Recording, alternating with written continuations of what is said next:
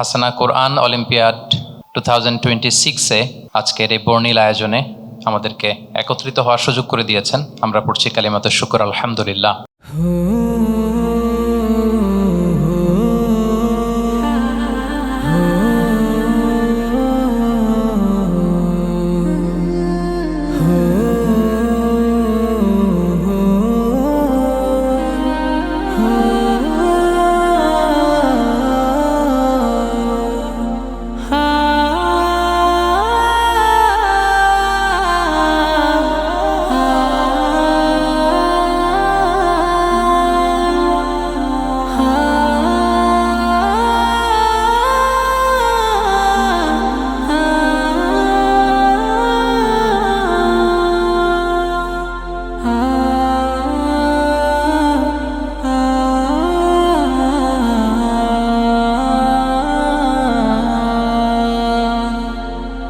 আসসালামু আলাইকুম ওয়া রাহমাতুল্লাহি ওয়া বারাকাতুহু। সম্মানিত সুধী, আপনারা কেমন আছেন সবাই?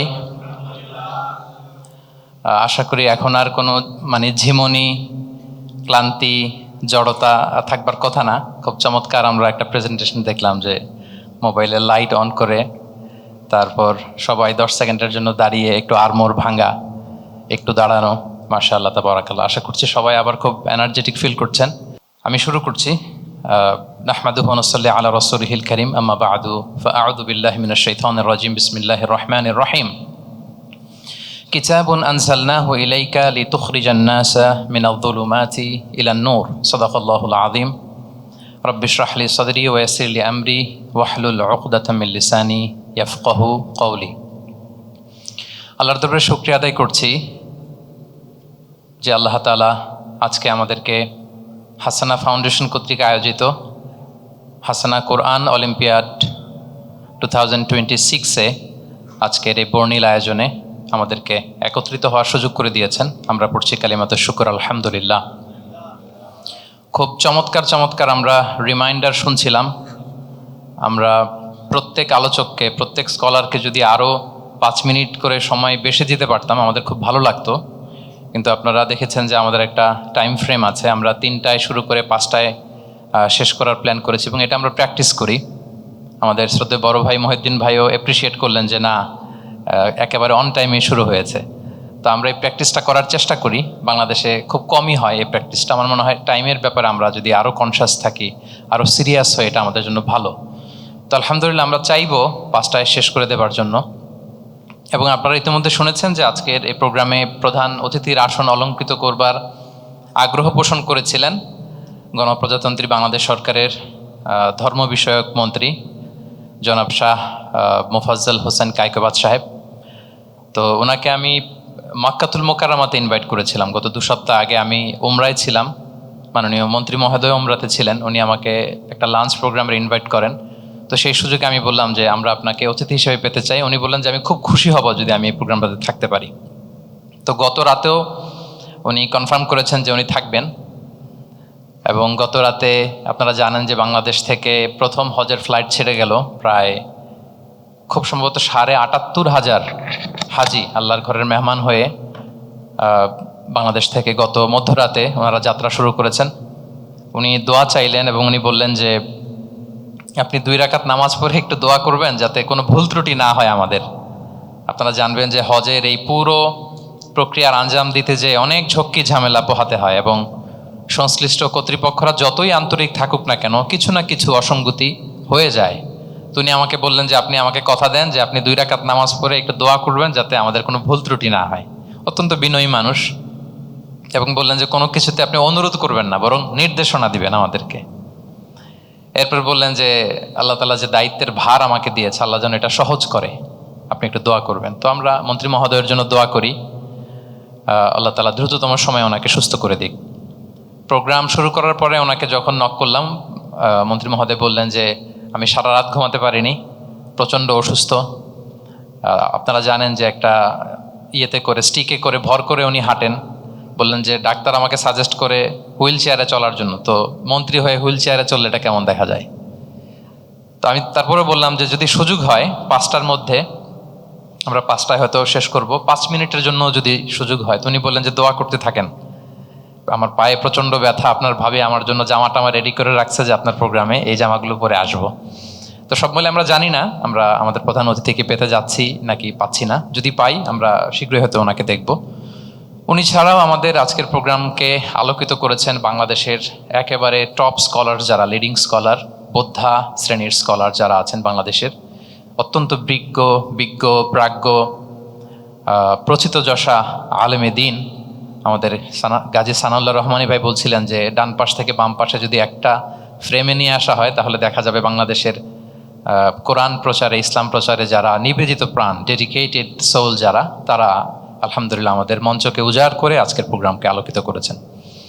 এবং আজকের প্রোগ্রামে উপস্থিত আছেন আমাদের শুভাকাঙ্ক্ষী ভাইয়েরা, কর্পোরেট লিডার্স, কমিউনিটি লিডার্স, হাসানা ফাউন্ডেশনের আজীবন সদস্য, তারপর দাতা সদস্য, প্রেস, মিডিয়া, সাংবাদিক বন্ধুরা, ইউটিউবার্স, ভলান্টিয়ার্স, এবং আজকের প্রোগ্রামের যারা আমি বলবো প্রধান আকর্ষণ বা মধ্যমণি, যাদের প্রতিবার স্বাক্ষর রেখে আজকের এই হাসানা কোরআন অলিম্পিয়াড 2026-এ যারা বিজয়ীর আসন অলঙ্কৃত করে বসে আছেন এবং যাদের হাতে সম্মাননা বা পুরস্কার তুলে দেওয়ার জন্যই মূলত আজকের আমাদের এই সমস্ত আয়োজন।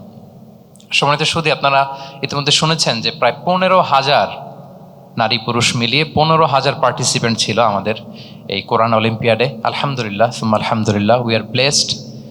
আমরা চেয়েছিলাম যে জ্ঞান ভিত্তিক একটা জাগরণ তৈরি করবার জন্য হাসানা ফাউন্ডেশনের মধ্য দিয়ে হয়তো খুব বেশি না পারলেও কিছুটা আমরা হয়তো শুরু করতে পেরেছি। আপনারা শুনেছেন যে গত বছর আমরা হাসানা ফাউন্ডেশনের উদ্যোগে সিরাত অলিম্পিয়াড করেছিলাম, যেখানে প্রায় 20,000 শিক্ষার্থী অংশগ্রহণ করেছিলেন এবং 3টি গ্রুপে যারা চ্যাম্পিয়ন হয়েছে তাদেরকে আমরা উমরাতে পাঠিয়েছি, পবিত্র মাক্কাতুল মুকাররমাতে। তারা অলরেডি উমরা পালন করে এসেছেন।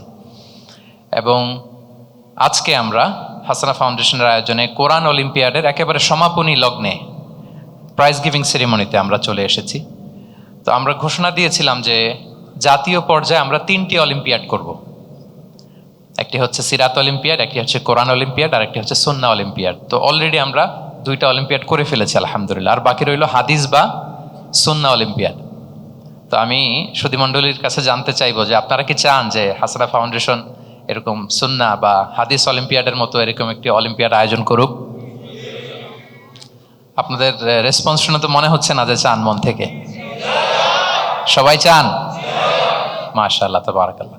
আমি আপনাদের কাছে দোয়া চাই এবং আল্লাহ তাআলার কাছে তৌফিক কামনা করি যে আমরা সিরা অলিম্পিয়াড, কোরআন অলিম্পিয়াডের মতো একটা সুন্নাহ অলিম্পিয়াডও যেন বাংলাদেশে করতে পারি। আপনারা জেনে খুশি হবেন যে আমরা 3টি গ্রুপে এই কোরআন অলিম্পিয়াডকে আয়োজন করেছিলাম এবং সেখানে মাদ্রাসা, কামি মাদ্রাসা, আলিয়া মাদ্রাসা এবং স্কুল নির্বিশেষে আমরা এটাকে ওপেন রেখেছিলাম। যদিও আমাদের একজন সম্মানিত বিচারক মাওলানা সিফাত হাসান তিনি বলেছেন যে কনভেনশনাল ব্যাকগ্রাউন্ডের যারা জেনারেল স্টুডেন্ট তাদের জন্য আলাদা করে কোনো একটা কম্পিটিশন বা অলিম্পিয়াডের আয়োজন করতে আমরা চেষ্টা করব তেমনটি করা যায় কিনা। তবে আমরা কিন্তু এটা ওপেন রেখেছিলাম, অর্থাৎ সবার জন্য। এবং আপনারা দেখবেন যে পুরুষের পাশাপাশি আমাদের বোনরা, নারীরা অংশগ্রহণ করেছে এবং স্কুল পড়ুয়া শিক্ষার্থীরাও সেখানে অংশগ্রহণ করেছে। ক, খ, গ 3টি গ্রুপে আমরা প্রথমে সিলেকশন রাউন্ডে 15,000 শিক্ষার্থীদের মধ্যে বাছাই করে আমরা পরবর্তীতে সেমিফাইনাল রাউন্ড করি এবং সবশেষে আমরা কোরআন অলিম্পিয়াডের ফাইনাল রাউন্ডে আমাদের শিক্ষার্থীরা তাদের মেধা বা প্রতিভার স্বাক্ষর রেখে আজকে 3 গ্রুপ থেকে 10 জন করে 30 জনকে আমরা পুরস্কৃত করব। এবং মজার ব্যাপার হচ্ছে আমি সহ, প্রতিযোগীরা সহ, বিজয়ীরা সহ কেউই জানে না যে কে প্রথম হয়েছে, কে দ্বিতীয় হয়েছে। আমরা এটা সারপ্রাইজ হিসেবে, অ্যানাউন্সমেন্ট হিসেবে রেখে দিয়েছি। মানে আমার বক্তব্যের পরপরই হয়তো ঘোষণা দেওয়া হবে, যখনই বলা হবে যে ক গ্রুপে তিনি প্রথম হয়েছেন, তিনি জানবেন, আমরাও জানবো, তাকে দেখব। তো আমার মনে হয় টান টান উত্তেজনা বিরাজ করছে আমাদের প্রতিযোগীদের মাঝে। ওনারা বসে অপেক্ষা করছেন কখন ঘোষণা করা হবে ওনাদের নাম। এবং 3টি গ্রুপের যারা চ্যাম্পিয়ন হবেন তাদের 3 জনকে আজকে 1 লক্ষ করে 3 লক্ষ টাকা পুরস্কার দেওয়া হবে। চেকের মাধ্যমে পুরস্কার দেওয়া হবে।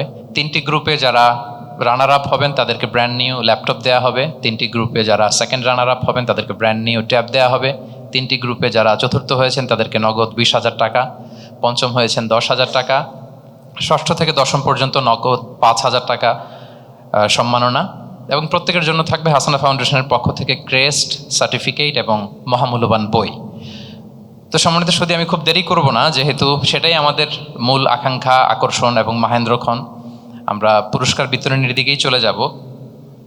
আপনারা ইতিমধ্যে শুনেছেন যে হাসানা ফাউন্ডেশন আমরা শিক্ষা নিয়ে কাজ করি, একটু একটু করে বিভিন্ন প্রজেক্ট আমরা পরিচালনা করছি।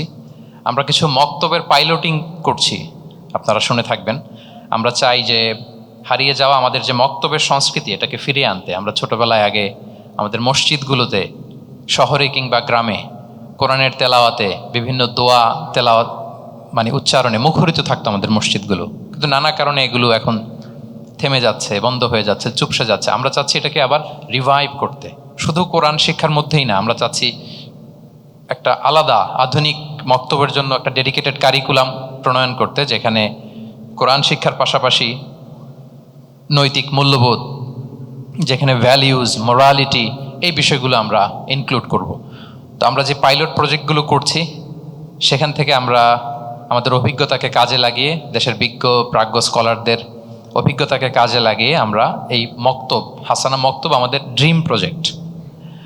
তো আমরা ব্র্যাকের নাম শুনেছি, ওনারা 15,000 স্কুল চালায় আফগানিস্তানে। আমাদের রিসার্চ টিম আমাদেরকে জানালো। উই অ্যাপ্রিসিয়েট, চমৎকার কাজ। তো এই কনভেনশনাল এই সমস্ত উদ্যোগের পাশাপাশি আমরা যদি আমাদেরকে কোশ্চেন করি যে আমাদের স্কুল কোথায়, এরকম যে আমাদের কোনো একটা কারিকুলাম বেসড 10,000 স্কুল আমরা এখানে চালাই, বাংলাদেশের বর্ডার ছাপিয়ে আমরা অন্য দেশে যে 20,000 স্কুল চালাই, আমরা কেন করতে পারলাম না? এটা কিন্তু অনেক বড় একটা কোশ্চেন আমাদের প্রতি।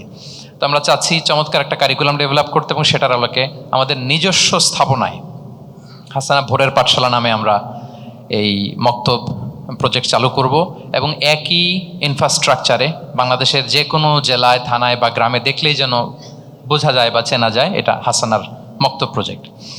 পাশাপাশি আপনারা শুনেছেন, এবং খুব সম্ভবত আমাদের ভিডিও ডকুমেন্টারিতেও ছিল, যে সুবিধাবঞ্চিত শিক্ষার্থীদের হাতে শিক্ষা উপকরণ পৌঁছে দেওয়ার একটা প্রজেক্ট আমাদের চলমান আছে। আমরা বগুড়াতে, দিনাজপুরে, বাগেরহাটে 3টি জেলায় 3টি প্রজেক্ট করেছি। আরও একটি জেলাতে আমাদের প্রজেক্ট চলমান আছে। এবং এমন এমন প্রত্যন্ত জায়গা এবং শিক্ষা প্রতিষ্ঠান আমরা বাছাই করেছি, তারা স্কুলের অভাবে অনেক শিক্ষার্থী তাদের প্রতিষ্ঠানে যেতে চায় না, কলম নেই, খাতা নেই। তো পুরো 1 বছর যাতে তারা নির্বিঘ্নে পড়াশোনা চালিয়ে যেতে পারে, তাদের হাতে আমরা শিক্ষা উপকরণ তুলে দিয়েছি। এই প্রজেক্টগুলো আমাদের চলমান আছে। আমাদের কিছু প্রশিক্ষণ কর্মশালা চলমান আছে, কিছু আমরা করেছি। আমাদের ডক্টর মুফতি ইউসুফ সুলতান ভাইয়ের কাছে শুনেছেন, ওনাদের যেহেতু ইসলামিক ব্যাংকিং, ইসলামী শরিয়াতে এক্সপার্টিজ আছে, ওনাদের সাথে মিলে আমরা আরও চমৎকার কিছু কোর্স অফার করব, যেগুলো আমরা তৈরি করছি। এবং শিক্ষা প্রতিষ্ঠানের ব্যাপারে আপনারা শুনেছেন, আমাদের ডক্টর মহিউদ্দিন ভাই খুব বলেছেন যে মক্তব এবং শিক্ষা প্রতিষ্ঠান এটা খুব বেশি দরকার। তো আমরাও আমাদের একেবারে ড্রিম প্রজেক্ট, এগুলো আমাদের ফ্ল্যাগশিপ প্রজেক্ট। আমরা শিক্ষা প্রতিষ্ঠানের জন্য currently we are preparing the model and curriculum. আপনারা যদি দেখেন যে চলমান আমাদের যে শিক্ষা ব্যবস্থা আছে, সেখানে পার্থিব সফলতাকে, সাকসেসকে খুব গুরুত্ব দেওয়া হয়। এখানে মোরালিটি, নৈতিকতা, আধ্যাত্মিকতা কিন্তু উপেক্ষিত থেকে যাচ্ছে। এর ফলাফল কি আমাদের সমাজে, এটা আমাদের কাছে ক্লিয়ার, যে ছেলে মেয়ে খুব শিক্ষিত কিন্তু তাদের বিহেভিয়ার, তাদের দ্বারা সমাজে কি কি হচ্ছে, অনেক ইনসিডেন্ট পত্রপত্রিকায় আসে, আমরা দেখি, আমরা কষ্ট পাই।